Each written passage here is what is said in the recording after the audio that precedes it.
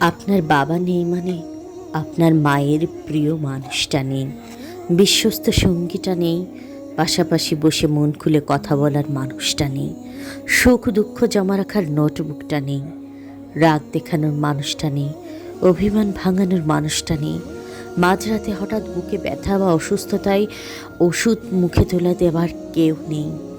আপনার বাবা নেই মানে নিদারুণ কষ্টে মুখ লুকিয়ে কান্না করার বুকটা নেই, নিজের পছন্দ অপছন্দ ইচ্ছে অনিচ্ছে প্রাধান্য দেবার কেউ নেই, নির্ভয়ে নিঃসংকোচে কিছু চাইবার মতো মানুষটা নেই, প্রচণ্ড অবহেলা অনাদার আর তুচ্ছ তাচ্ছিল্যেও অভিযোগ জানানোর কোনো অভিযোগ বক্স নেই।